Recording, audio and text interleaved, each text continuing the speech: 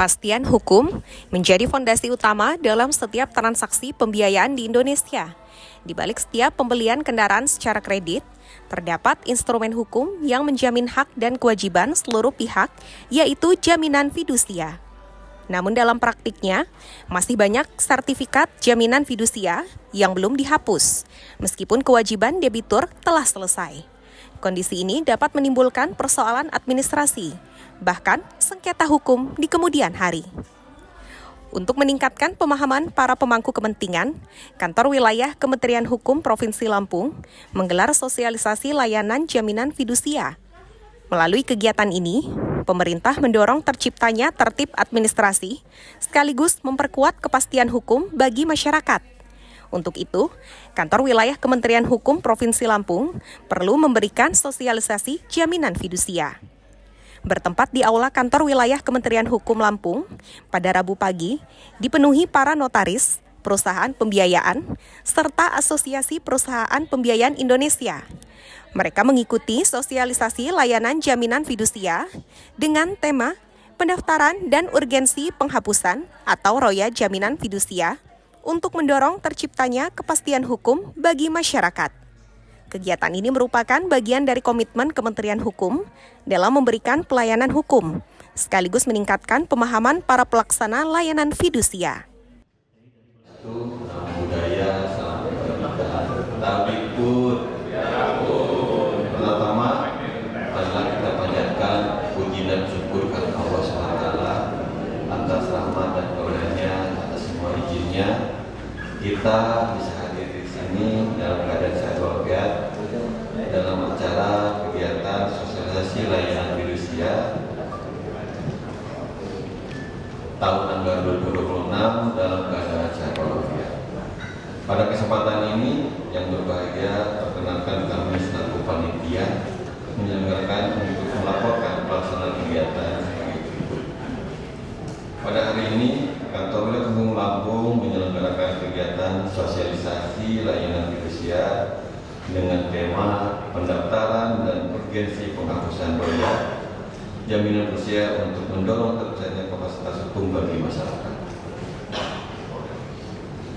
Penyelenggaraan kegiatan ini dimaksudkan sebagai upaya meningkatkan pemahaman para pemangku kepentingan, khususnya perusahaan pembiayaan, lembaga jasa keuangan, serta masyarakat mengenai pentingnya pelaksanaan pendaftaran dan penghapusan atau roya jaminan fidusia sesuai dengan ketentuan peraturan perundang-undangan. Melalui kegiatan ini diharapkan terciptanya kesamaan persepsi mengenai kewajiban penerimaan fidusia dalam melakukan penghapusan jaminan fidusia setelah berakhirnya perjanjian pokok atau setelah seluruh kewajiban debitur dinyatakan lunas. Selain itu, kegiatan ini juga bertujuan meningkatkan kepatuhan administrasi, memperkuat perlindungan hukum bagi masyarakat, serta mendorong terwujudnya tertib administrasi dalam penyelenggaraan layanan fidusia. Adapun kegiatan dilakukan selama 1 hari, yaitu pada hari ini Rabu 22 Juli 2026 bertempat di Kantor Wilayah Kementerian Hukum Lampung, Jalan Walter Monginsidi nomor 184, Sumur Putih, Kabupaten Teluk Betung Utara, Kantor Keadaan Lampung. Adapun narasumber kegiatan ini adalah Bapak Muhammad Ridwan, Manajer Lembaga Jasa Keuangan 1 Kantor OJK Provinsi Lampung, yang akan menyampaikan materi mengenai pengawasan lembaga pembiayaan terhadap jaminan fidusia. 2. Bapak Donald Agus Kurnip, SE, Ketua Asosiasi Perusahaan Pembiayaan Indonesia atau API Provinsi Lampung, yang akan menyampaikan materi mengenai penghapusan atau roya jaminan fidusia untuk tertib administrasi dan kepastian hukum, serta Ibu Rizkina Sinaga, AMJSN, selaku analis hukum ahli pertama Direktur Administratif Umum, akan menyampaikan materi mengenai kewajiban penghapusan jaminan fidusia yang telah selesai masa berlaku. Peserta terdiri dari perusahaan pembiayaan yang beroperasi di Provinsi Lampung, para notaris, pejabat dan pegawai kantor wilayah hukum Lampung serta panitia penyelenggara. Melalui program ini diharapkan seluruh peserta memperoleh pemahaman yang lebih komprehensif mengenai mekanisme pendaftaran maupun penghapusan jaminan fidusia, memahami konsensi hukum apabila kewajiban penghapus tidak dilaksanakan, serta mampu mengimplementasikan ketentuan peraturan perundang-undangan secara tepat dalam pelaksanaan juga dari kegiatan usaha masing-masing.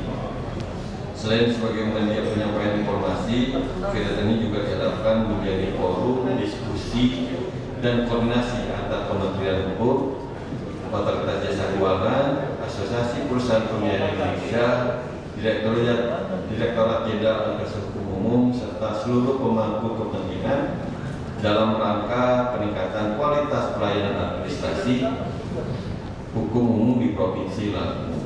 Demikianlah beberapa hal yang dapat kami sampaikan. Untuk selanjutnya, kami mohon perkenan Bapak Kepala Kantor Hukum Lampung untuk dapat memberikan sambutan, arahan, dan membuka secara resmi kegiatan sosialisasi layanan jaminan fidusia tahun 2026. Dalam sambutannya, Kepala Kantor Wilayah Kementerian Hukum Provinsi Lampung, Taufikur Rahman, menegaskan bahwa perkembangan teknologi informasi harus dimanfaatkan secara optimal melalui layanan fidusia elektronik. Menurutnya, digitalisasi tidak hanya mempercepat pelayanan administrasi, tetapi juga meningkatkan transparansi, akuntabilitas, serta kemudahan akses bagi masyarakat. Pertama, Kantor Wilayah Kementerian Hukum Lampung hadir di sini Kepala Divisi Pelayanan Hukum dan Kepala Divisi P3. Yang saya hormati para narasumber, yang pertama Bapak Muhammad Ridwan, Manajer Lembaga Jasa Keuangan 1. Terima kasih Pak Ridwan atas kehadirannya. Dan yang saya hormati narasumber Ibu Rizbina Sinaga, MD SM. Terima kasih Bu Rizbina atas analis hukum pada Direktorat Perdata, Direktorat Jenderal AHU. Dan juga dengan tidak mengurangi rasa hormat dan terima kasih saya, tidak saya sebut satu-satu, Bapak Ibu semua yang hadir pada kegiatan ini. Juga yang saya hormati pejabat manajerial dan non-manajerial Kantor Wilayah Kementerian Lampung.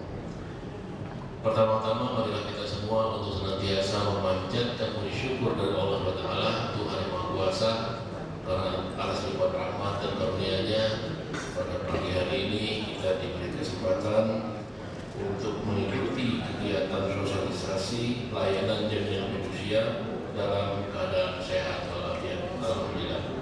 Bapak Ibu hadirin yang saya hormati, Kementerian Hukum berkomitmen meningkatkan kualitas pelayanan yang memberikan kepastian hukum, kemudahan berusaha, serta perlindungan hukum bagi masyarakat. Salah satunya adalah layanan strategis tersebut adalah layanan pendaftaran dan penghapusan jaminan fidusia.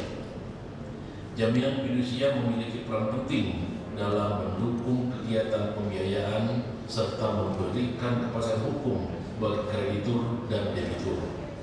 Namun masih ditemukan penghapusan atau royal jaminan fidusia yang belum dilakukan meskipun kewajiban debitur telah berakhir. Penghapusan tersebut merupakan bagian dari tertib administrasi dan perlindungan hukum bagi masyarakat. Kondisi inilah yang menjadi salah satu dasar kami menyelenggarakan sosialisasi kegiatan pada hari ini. Provinsi Lampung sebagai salah satu daerah dengan aktivitas ekonomi yang terus berkembang tentu memiliki mobilitas pembiayaan yang cukup tinggi. Oleh karena itu, sinergitas antara Kementerian Hukum, Otoritas Jasa Keuangan, Asosiasi Perusahaan Pembiayaan Indonesia, serta seluruh pelaku usaha pembiayaan menjadi sangat penting agar setiap proses pendaftaran maupun penghapusan jaminan fidusia dapat dilaksanakan secara tertib, tepat waktu, dan sesuai ketentuan dengan perundang-undangan. Perkembangan teknologi informasi yang telah menghadirkan layanan fidusia secara elektronik juga harus dimanfaatkan secara optimal. Digitalisasi layanan bukan hanya bertujuan mempercepat proses administrasi, tetapi juga meningkatkan transparansi, akuntabilitas, dan kemudahan akses bagi masyarakat. Oleh karena itu, saya mengajak seluruh perusahaan pembiayaan, perbankan, pelaku usaha, serta seluruh pemangku kepentingan agar semakin meningkatkan kepatuhan terhadap ketentuan mengenai pendaftaran maupun penghapusan jaminan fidusia. Bapak Ibu hadirin yang saya hormati, tema terkait kegiatan hari ini yaitu pendaftaran dan urgensi penghapusan atau roya jaminan fidusia untuk mendorong terciptanya kepastian hukum bagi masyarakat. Sangat relevan dalam memperkuat pemahaman mengenai pengawasan lembaga pembiayaan, pelaksanaan penghapusan atau roya, penghapusan jaminan fidusia maupun kebijakan Direktur Jenderal Administrasi Umum terkait kewajiban penghapusan jaminan fidusia yang telah berakhir masa berlakunya. Saya berharap kegiatan ini tidak hanya menjadi media penyampaian informasi, tetapi juga menjadi forum diskusi yang konstruktif dalam menyamakan persepsi, memperkuat koordinasi antar instansi, serta menghasilkan komitmen bersama untuk meningkatkan kualitas pelayanan jaminan fidusia di Provinsi Lampung. Keberhasilan layanan jaminan fidusia tidak hanya diukur dari jumlah sertifikat yang diterbitkan, tetapi juga dari terwujudnya tertib administrasi, meningkatnya kepatuhan para pelaku usaha, dan semakin kuatnya kepastian hukum bagi masyarakat. Akhir kata, saya mengucapkan selamat mengikuti sosialisasi layanan jaminan fidusia kepada seluruh peserta. Semoga kegiatan ini memberi manfaat yang besar bagi peningkatan pemahaman, profesionalisme, dan kualitas layanan hukum di Provinsi Lampung.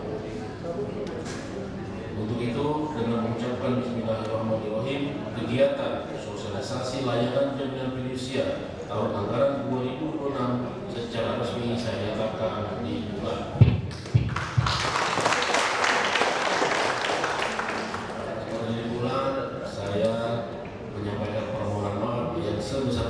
Apabila dalam penyelenggaraan ini ada hal-hal yang kurang berkenan. Sekali lagi terima kasih kepada Bapak Ibu semua yang hadir. Selamat pagi, selamat sejahtera untuk kita semua. Billahi taufiq wal hidayah. Wassalamualaikum warahmatullahi wabarakatuh. Salah satu materi utama dalam sosialisasi ini adalah pentingnya penghapusan atau roya terhadap sertifikat jaminan fidusia.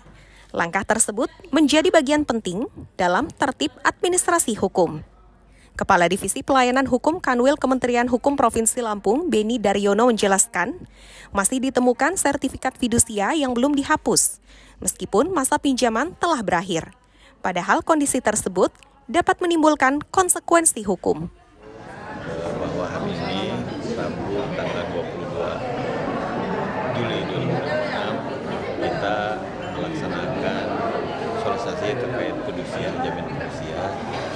Ini salah satu komitmen dari Kementerian Hukum, khususnya Kabupaten Lampung, dalam rangka memberikan pelayanan dan pemahaman khususnya bagi pelaksana terkait dengan ranahnya fidusia, yaitu notaris, API, dan yang lainnya. Salah satu itunya adalah untuk lebih memahami, karena memang saat ini masih banyak yang memang menjadi yang perlu disampaikan kembali ya terkait dengan pemahaman terkait fidusia. Urgensinya apa sih Pak sebenarnya Pak? Urgensinya adalah salah satunya terkait penghapusan. Kenapa kan selama ini kan masih banyak yang memang terhapus, apalagi seperti kita nih saat ini banyak fidusia yang memang sudah selesai tapi belum dihapuskan. Dan itu juga penting untuk dipahami untuk khususnya untuk para notaris supaya pelaku masyarakat fidusia. Kalau untuk dampaknya sendiri seperti apa kalau itu misalnya tidak dihapus? Ada dua hal yang harus dihapus dan tidak dihapus. Pertama, kalau dihapus, ya memang kalau udah selesai kan harus dihapus sertifikasi. Tapi kalau yang tidak dihapus ini, apabila di kemudian hari ada terkait hal-hal yang menjadi akibat hukum, maka mungkin gugat ke pengadilan karena piutang atau yang lainnya, fidusia belum selesai. Makanya arsip-arsip itu perlu dicarikan kembali, sehingga itu menjadi salah satu yang perlu dipahami oleh semua. Yang masuk fidusia ini sertifikat aja atau jaminan apa lagi sih Pak? Kredit. Objeknya ya yang terkait piutang bergerak, semua yang bergerak ya, khususnya piutang yang bergerak seperti kendaraan. Pinjaman kendaraan itu kan fidusia Mas. Leasing. Diundangnya APPI dari Makanya yang diundangnya APPI dan lembaga pembiayaan. Untuk memahami Kadif Pelayanan Hukum Kementerian Hukum Provinsi Lampung mengatakan penghapusan sertifikat fidusia wajib dipahami oleh notaris maupun pelaku transaksi fidusia. Tidak hanya sebagai kewajiban administratif saja, tetapi juga sebagai bentuk perlindungan hukum terhadap seluruh pihak. Jaminan fidusia umumnya digunakan dalam pembiayaan benda bergerak, seperti kendaraan bermotor. Karena itu penghapusan sertifikat setelah kewajiban piutang selesai menjadi tahapan yang tidak dapat diabaikan. Untuk dapat memberikan pemahaman yang lebih komprehensif, Kementerian Hukum Provinsi Lampung menghadirkan narasumber dari berbagai institusi. Peneliti dari Kantor Otoritas Jasa Keuangan OJK Provinsi Lampung, Muhammad Ridwan, menjelaskan bahwa pengawasan terhadap lembaga pembiayaan dalam pelaksanaan jaminan fidusia. Baik, di sini saya akan sedikit menyampaikan ketentuan khususnya terkait perusahaan pembiayaan yang kita menilik ke belakang. Industri perusahaan pembiayaan ini sebelumnya pengawasannya itu ada di Kementerian Keuangan, yaitu sebelum tahun 2013, sehingga ketentuan yang digunakan adalah Peraturan Menteri Keuangan Nomor 84 Tahun 2006. Kemudian setelah terbentuknya OJK di tahun 2013, sehingga terdapat penyesuaian dan diterbitkan pengaturan terbaru, yaitu yang mengatur penyelenggaraan usaha perusahaan pembiayaan yang dikunjungi POJK Nomor 29 Tahun 2014. Tentunya dalam rangka pelaksanaan penyelenggaraan usaha perusahaan pembiayaan di OJK juga terdapat ketentuan-ketentuan terkait yang terkait langsung dengan perusahaan pembiayaan. Tentunya di sini ada perlindungan konsumen, kemudian ada juga terkait laporan bulanan. Jadi memang di 2013 ini kami di OJK karena baru sehingga memang ketentuan yang ada di sektor sebelumnya itu diterbitkan ulang menjadi peraturan otoritas jasa keuangan. Selanjutnya dalam perkembangannya itu di periode 2016 sampai 2018 terdapat penyesuaian POJK kembali terkait penyelenggaraan usaha pusat pembiayaan yang diterbitkan di POJK 35 tahun 2018. Dimana kalau kita lihat mungkin yang terbaru di 2016 sampai 18 itu adalah fit proper mengikuti penyesuaian tahun periode sebelumnya. Kemudian yang terbaru itu ada POJK yang mengatur mengenai penggunaan jasa APKP, kemudian juga dalam satu lainnya yaitu penerapan kartu PPT. Dalam perkembangannya sampai dengan periode 2023-2025 ini juga terdapat penyesuaian kembali untuk POJK, POJK penyelenggaraan atas perusahaan pembiayaan. Ini mungkin sekilas ketentuan-ketentuan dari 2013 sebelum masih di Kementerian Keuangan dan setelah periode di OJK dari 2013 sampai 2025.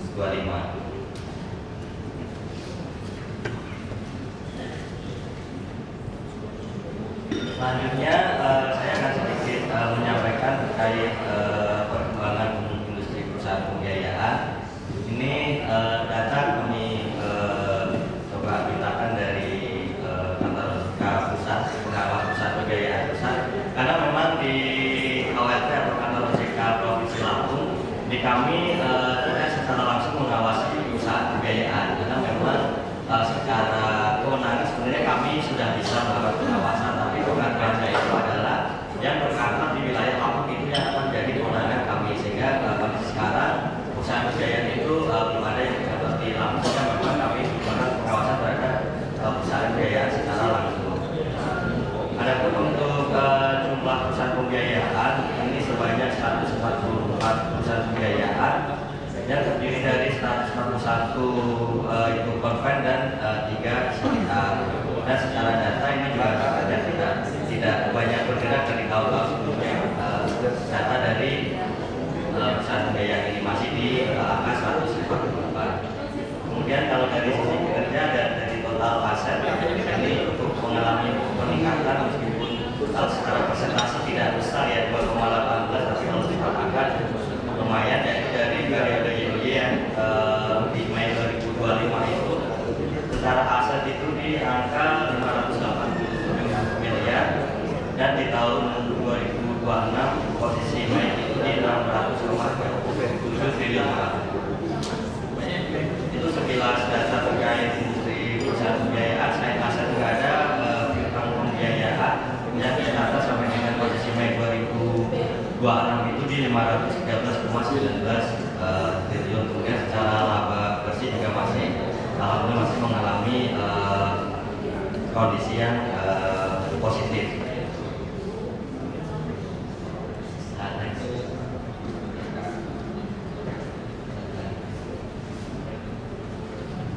Baik, selanjutnya kami akan coba menyampaikan terkait ekosistem di industri perusahaan pembiayaan itu sendiri.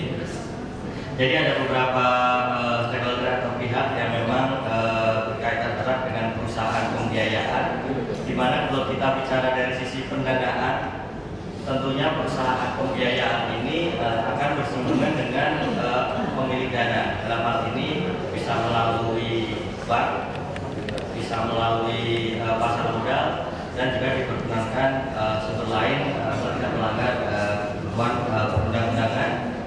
Kemudian ada sisi utamanya sendiri tentunya dari pembiayaan ke objek dari hal ini adalah individu dan badan usaha. Jadi dari perusahaan pembiayaan tentunya marketnya itu adalah individu maupun badan usaha yang dalam penyalurannya itu produknya bisa dalam bentuk investasi, modal kerja, multiguna dan kegiatan syariahnya, di mana secara objek jaminan yang digunakan itu adalah ada kendaraan bermotor tentunya, kemudian alat berat, mesin, peralatan rumah tangga dan juga elektronik. Jadi dari perusahaan pembiayaan pada saat ada kebutuhan dana bisa ke stakeholder bank, pasar modal maupun lain, kemudian dari dana yang ada nanti disalurkan melalui pembiayaan ke individu maupun badan usaha. Di mana sebelum pemberian pembiayaan tentunya ada tahapan dalam rangka mitigasi resiko ya. Dalam hal ini kalau dari sisi kami OJK itu mendukung dari sisi SLIK, sehingga perusahaan pembiayaan bisa melakukan pengecekan terlebih dahulu untuk melengkapi analisis dari debitur yang akan melakukan perjanjian dengan perusahaan pembiayaan tersebut, sehingga nanti akan terlihat apakah debitur dalam kondisi yang catatan SLIK ini bisa dikatakan bagus atau kurang bagus. Itu dari dukungan dari sisi OJK, terlepas dari ada Rapindo dan juga Bapindo dan juga Dapil. Kemudian mitigasi risiko lainnya ini juga bersinggungan dengan Kementerian Hukum dan HAM dalam rangka penerbitan sertifikat fidusia. Kemudian juga bisa nanti dalam rangka pelindungan asuransi akan berinteraksi dengan perusahaan asuransi dan perusahaan penjaminan. Kemudian nanti juga akan ada kondisi di mana akan dilakukan mitigasi risiko apabila dalam kondisi nasabah ini dalam tanda kutip keluar prestasi seperti itu ya, sehingga nanti akan melibatkan internal kolektor dan juga eksternal kolektor.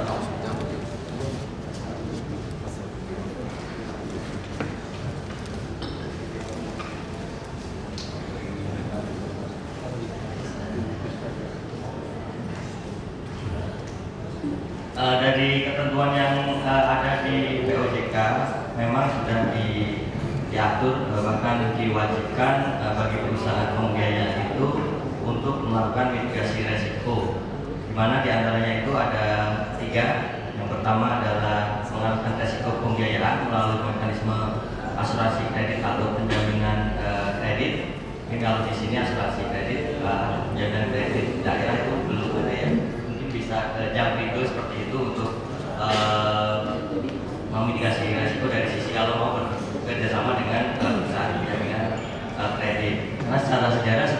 di Bandar Lampung ini sudah akan ada Bu perusahaan penjaminan daerah. Cuma dalam pelaksanaannya itu sampai tahap kajian dan selanjutnya itu tapi tidak terrealisasi. Mungkin di masa mendatang semoga bisa ada perusahaan penjaminan daerah di Bandar Lampung. Kemudian juga mitigasi risiko lainnya itu yaitu mengalihkan risiko atas barang yang dibiayai melalui perusahaan asuransi, dan juga yang ini melakukan pembebanan jaminan fidusia, hak tanggungan ataupun juga hipotek atas tanggungan dari kegiatan pembiayaan. Itu yang kami atur. Di luar itu kami juga masih memberi ruang perusahaan pembiayaan untuk dapat melakukan mitigasi risiko pembiayaan tambahan dengan cara lain di luar ketakuan. Sebenarnya memang dari OJK ngasih guidance paling sedikitnya yang harus dilakukan, kemudian juga dibuka ruang kebebasan dari perusahaan pembiayaan untuk melakukan mitigasi risiko lainnya. Kemudian setelah adanya perjanjian seperti itu ya antara perusahaan pembiayaan dan juga debitur dalam hal ini semisal kita individu gitu ya. Tentunya langkah selanjutnya itu setelah ada lagi perjanjian untuk melakukan pendaftaran jaminan fidusia sesuai peraturan perundang-undangan. Di mana yang menjadi concern di kami nanti adalah pada saat pelaksanaan proses pembiayaan kepada debitur ini, selain mekanisme pendaftaran jaminan fidusia tadi, kita juga melihat dari sisi waktu pendaftarannya, di mana secara ketentuan kita atur itu paling lambat itu 1 bulan sejak tanggal perjanjian pembiayaan. Jadi memang ini perlu kerjasama juga dari mitra perusahaan pembiayaan kepada notaris yang untuk memproses pendaftaran fidusia ini. Baik, untuk mekanisme penyelesaian kredit bermasalah ini sebenarnya setidaknya ada dua alur, di mana bisa melalui opsi penyelesaian. Perlu dipahami bersama ya, sebenarnya memang kalau kita melihat di media sosial kan kesannya ada benturan gitu ya, baik dari debt collector eksternal maupun debitur ya di jalan. Berarti kan kita sering lihat bentuknya dari sisi penyelesaian itu bisa disampaikan secara baik-baik, sehingga debitur ini sebenarnya bisa datang ke perusahaan pembiayaan. Kalau memang sedang tidak bisa melakukan kewajibannya, itu sebenarnya ada opsi lainnya yaitu restrukturisasi kredit, di mana ini hal umum yang bisa dilakukan di LJK mana juga melakukan hal demikian, artinya meminta restru untuk mungkin perpanjangan jangka waktu, sehingga nanti akan berimpact ke penyesuaian dari jumlah atau besaran surat itu sendiri. Kemudian juga bisa penyerahan barang agunan sendiri oleh debitur untuk opsi penyelesaian.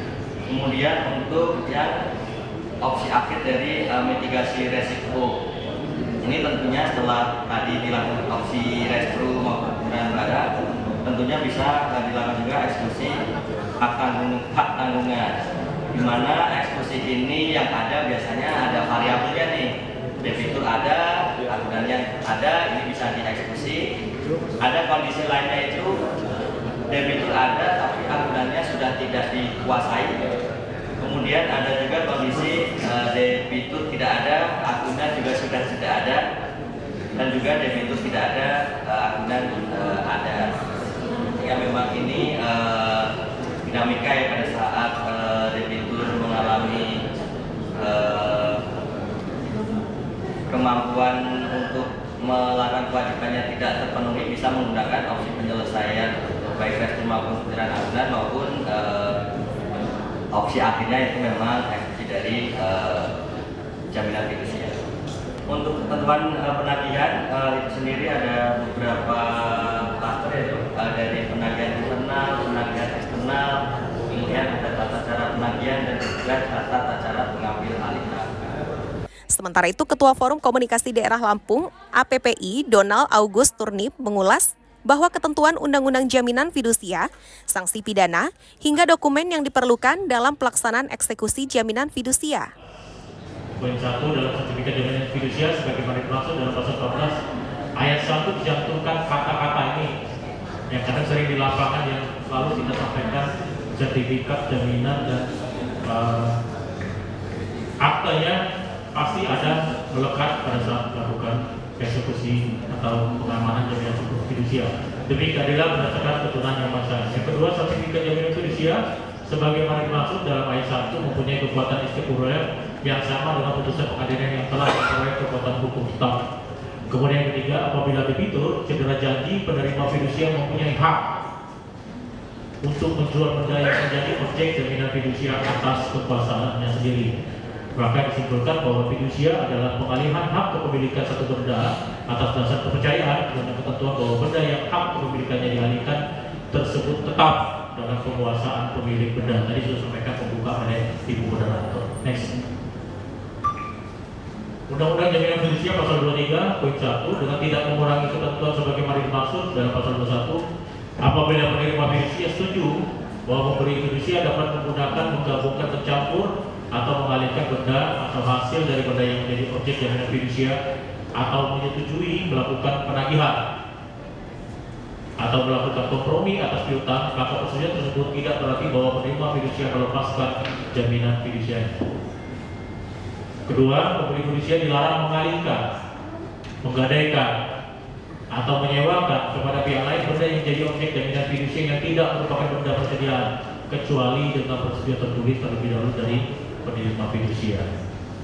Pasal 30-nya pemberi fidusia wajib menyerahkan benda yang menjadi objek jaminan fidusia dalam rangka pelaksanaan eksekusi jaminan fidusia. Dan sosialisasi ini pun hampir di setiap kantor kami di Pusat Pembiayaan pasti ada flyer-flyer yang sosialisasi terkait masalah jaminan undang-undang jaminan fidusia ini. Setidaknya memberikan literasi atau pemahaman kepada siapapun yang berkepentingan terhadap perusahaan pembiayaan, baik itu pelanggan atau yang pegang unit atau orang lain mengatasnamakan atau yang dikuasakan, setidaknya mereka sudah membaca dan mengetahui terkait masalah sosialisasi jaminan fidusia ini. Lanjut Bu. Nah ini sanksinya 3536. Ya, kita selalu berurusan dengan pihak APH pasti dua ini Bapak Ibu kita. Kalau nggak 35 ini bahasa sehari-harinya penipuan data, kira-kira gitulah. Kalau 36 ini gade. Nah tapi lebih kurangnya bunyinya pasal 35 ini memasukkan, mengubah, menghilangkan atau memberi keterangan menyesatkan di awal itu Pak. Yang jika hal tersebut diketahui oleh salah satu pihak tidak melahirkan perjanjian jaminan fidusia. Kalau sudah tahu ini pun ngapain kita makan Pak? Ngapain kita biayai? Lebih kurang begitu. Nah ini ancamannya lebih kurang dari sesuai dengan pasal ini di penjara 1 sampai 5 tahun dan denda 10 sampai 100 juta. Nah kalau yang pidana yang fidusia yang biasa yang sering terjadi ini, pemberi fidusia ini mengalihkan, menggadaikan atau menyewakan barang untuk jaminan fidusia tanpa persetujuan tertulis terlebih dahulu dari penerima fidusia. Nah, ini penjara maksimal 2 tahun dan denda maksimal 50 juta. Lanjut. Nah, ini putusan MK. Putusan MK nomor 71 garis miring PUU strip 19 Romawi garis miring 2021. Summary putusan MK nomor 18 2019. Ini ada highlightnya Pak. Ini yang menjadi pegangan-pegangan kita di lapangan. Demikian juga penjelasan kita kepada APH atau pada saat kita dididik atau memberikan keterangan kepada kuasa hukum baik itu LSM atau siapapun yang berkepentingan dengan pada saat pelaksanaan fidusia di lapangan atau dia naik statusnya di penyidikan. Biasanya ini undang-undang jaminan fidusia pasal 15 ini sertifikat jaminan fidusia sebagaimana dimaksud dalam ayat 1 mempunyai kekuatan istiqoroh yang sama dengan putusan pengadilan yang telah memperoleh kekuatan hukum tetap. Pasal 15 ayat 3 apabila dibentuk cedera janji penerima fidusia mempunyai hak untuk menjual benda yang menjadi objek jaminan fidusia atas kekuasaannya sendiri. Penjelasan undang-undang jaminan fidusianya 15 ayat 2 dalam ketentuan ini yang dimaksud dengan kekuatan eksekutorial adalah langsung dapat dilaksanakan tanpa melalui pengadilan dan bersifat final serta mengikat para pihak yang melaksanakan putusan tersebut. ayat 3-nya pasal 15, salah satu ciri jaminan fidusia adalah kemudahan dalam pelaksanaan eksekusinya, yaitu apabila pihak pemberi fidusia tidak berjanji. Oleh karena itu dalam undang-undang ini di mana perlu diatur secara khusus tentang eksekusi jaminan fidusia melalui lembaga partai eksekusi. Pasal 15 ayat 3 di keputusan MK nomor 18 2019 terhadap frase kekuatan eksekutorial dan sama dengan putusan pengadilan yang telah memperoleh kekuatan hukum tetap, MK menafsirkan jaminan fidusia yang tidak ada kesepakatan tentang cedera janji atau prestasi dan debitur keberatan menyerahkan objek jaminan fidusia secara sukarela, maka segala mekanisme dan prosedur hukum dalam melaksanakan eksekusi sertifikat jaminan fidusia harus dilakukan dan berlaku sama dengan pelaksanaan eksekusi jaminan putusan pengadilan yang telah berkekuatan hukum tetap. Lalu di pasal 15 ayat 3-nya masih keputusan MK 18/2016 terhadap frasa cedera janji ini, MK menafsirkan cedera janji tidak ditentukan secara sepihak oleh kreditur, melainkan atas dasar kesepakatan antara kreditur dengan debitur atas dasar upaya hukum yang menentukan telah terjadinya cedera janji. Lanjut. Jadi uang prestasi, uang peratannya 238, 39, 43, 44. Ini menjadi dasar timbulnya persetujuan perjanjian. Uang perdata 1238, si berutang adalah lalai. Apabila dia dengan surat perintah atau dengan sebuah akta sejenis itu telah dinyatakan lalai atau demi perikatannya sendiri, ialah jika ini menetapkan bahwa si berutang akan harus dianggap lalai dengan lewatnya waktu yang ditentukan.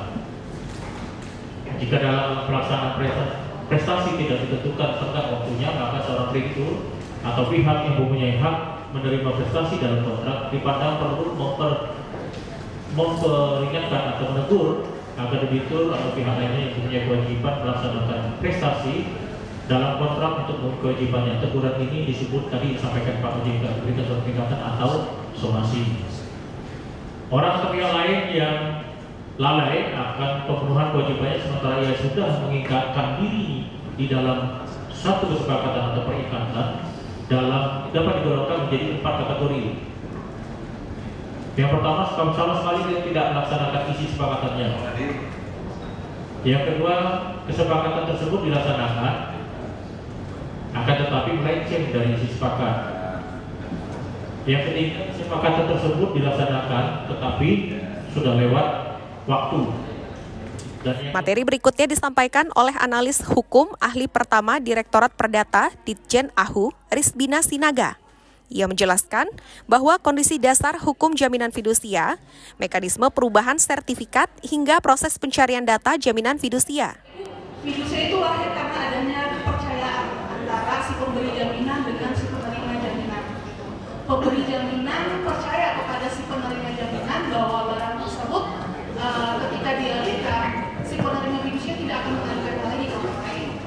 Jadi memang barang itu ada di dalam tangan si pemberi jaminan, meskipun memang objek itu sudah dialihkan. Jadi di sini jaminan fidusia itu memang pengalihan jaminan atas benda bergerak, baik itu berwujud maupun tidak berwujud, bergerak maupun tidak bergerak. Nah, dan di mana objek ini tidak masuk di dalam undang-undang pertanggungan. Jadi selagi objek tersebut tidak masuk dalam undang-undang pertanggungan, semuanya itu dapat difidusiakan. Dan di sini si penerima fidusia memiliki hak untuk pelunasan, diutamakan pelunasan hutang-hutang berikut. Nah, lanjut. Nah, Bapak Ibu, siapa-siapa saja pelaku dari jaminan fidusia itu? Yang pertama di sini ada pemberi fidusia, penerima fidusia, debitur. Nah, yang menjadi catatan adalah bahwa penerima fidusia dan kreditur itu adalah orang yang sama. Dia adalah orang perorangan atau korporasi yang memiliki piutang dan mempunyai hak untuk pembayaran utang-utang dari si penerima fidusia, si pemberi fidusia atau debitur. Sedangkan pemberi fidusia dan debitur itu bisa orang yang berbeda. Contohnya saya dibelikan oleh orang tua saya mobil gitu ya. Nah, di situ pembelian mobil ini misalnya dilakukan secara kredit. Nah, saya di situ sebagai pemberi fidusia karena saya sebagai pemilik benda itu nanti. Sedangkan orang tua saya adalah debitur yang memiliki kewajiban untuk melunasi kredit tadi. Lanjut. Nah, objek jaminan fidusia ini cakupannya luas, sama seperti di pengertiannya tadi bahwa segala benda yang dapat dijadikan objek jaminan fidusia itu adalah benda berwujud maupun tidak berwujud, terdaftar maupun tidak terdaftar, bergerak ataupun tidak bergerak, dan syaratnya bahwa benda tersebut tidak dapat dibebani di dalam hak tanggungan. Nah, dan ini sudah disampaikan tadi oleh Bapak dari LPI bahwa Undang-Undang Jaminan Fidusia ini tidak berlaku untuk hak tanggungan, untuk hipotek, dan juga untuk gadai. Lanjut. Nah, apa saja prinsip jaminan fidusia? Nah, prinsip jaminan fidusia ini dimuat di dalam Undang-Undang Jaminan Fidusia, Pak. Ada 6. Yang pertama itu adalah aksesorir. Ini adalah perjanjian ikutan. Perjanjian fidusia itu lahir karena adanya perjanjian pokok. Tanpa ada perjanjian pokok, berarti fidusia tidak ada karena kesepakatan antara dari si pemberi jaminan dan si penerima jaminan untuk membebani secara fidusia. Gitu. Nah, yang kedua adalah road besut. Di sini adalah hak mengikuti dimanapun objeknya berada, gitu. Si penerima fidusia punya hak untuk mengeksekusi benda tersebut. Misalnya saya melakukan pembiayaan secara fidusia. Ternyata objek jaminan fidusia yang saya bebankan secara fidusia itu saya serahkan kepada orang tua saya. Nah, ketika misalnya saya awal prestasi, si kreditur yang sebagai penerima fidusia punya hak untuk mengambil alih, gitu, mengeksekusi benda tersebut dari tangan orang tua saya. Gitu. Jadi dimanapun objek itu berada, si kreditur punya hak untuk mengambil, mengeksekusi objek tersebut. Nah, tapi ini tidak berlaku untuk barang persediaan. Kenapa? Karena barang persediaan ini biasanya diperdagangkan. Ya.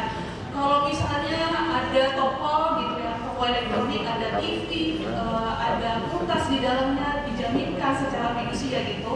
Nah, ketika misalnya objek itu laku, nah si pembeli barang ini tidak boleh dikenai atau ditagih haknya karena melekat fidusia di dalamnya, seperti itu. Jadi tidak ada melekat hak fidusia secara gratis ini kepada objek-objek barang persediaan, karena itu memang untuk diperjualbelikan.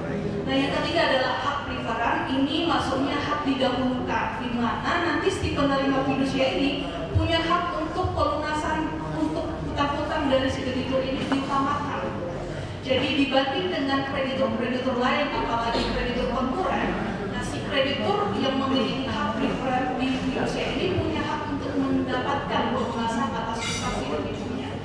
Nah, yang keempat adalah spesialitas. Nah, di dalam pendaftaran jaminan fidusia itu, objek jaminan fidusia itu harus dirinci. Misalnya kendaraan bermotor, tipenya apa, mereknya apa, nomor rangkanya berapa, juga dengan nomor mesinnya.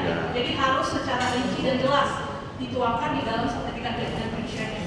Nah, yang kelima adalah publisitas, bahwa setiap benda yang sudah dijaminkan dengan fidusia itu harus diketahui oleh masyarakat. Kenapa? Karena ini akan menjadi mitigasi kepada pihak lain dalam melakukan pembebanan jaminan fidusia. Ini akan menjadi informasi kepada kreditur lain bahwa objek ini sudah pernah difidusiakan dan masih dalam pembebanan, gitu. Jadi tidak ada lagi fidusia ulang. Nah, yang keenam adalah tidak dapat dibagi-bagi. Nah, meskipun nanti si utang itu sudah dilunasi sebagian oleh si debitur, bukan berarti bahwa hak jaminan fidusia yang melekat di objek itu berkurang, tapi hak jaminannya tetap melekat sampai si utang ini lunas secara seluruhnya. Analis hukum ahli pertama Direktorat Perdata Ditjen AHU melalui sosialisasi ini, Kantor Wilayah Kementerian Hukum Provinsi Lampung berharap seluruh pemangku kepentingan memiliki pemahaman yang sama mengenai pengelolaan jaminan fidusia.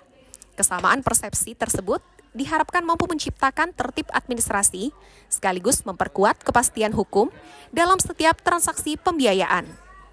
Dengan semakin meningkatnya pemahaman para notaris, perusahaan pembiayaan serta lembaga terkait, pelayanan hukum di bidang fidusia diharapkan menjadi semakin profesional, transparan, dan akuntabel. Kepastian hukum tidak hanya ditentukan oleh keberadaan regulasi, namun juga oleh kepatuhan seluruh pihak dalam menjalankan setiap tahapan administrasi secara benar. Melalui sosialisasi ini, Kantor Wilayah Kementerian Hukum Provinsi Lampung terus mendorong pelayanan hukum yang lebih berkualitas demi terciptanya perlindungan hukum bagi masyarakat. Jeffrey Ardi, Dwi Cahyo, Radar Lampung TV, melaporkan.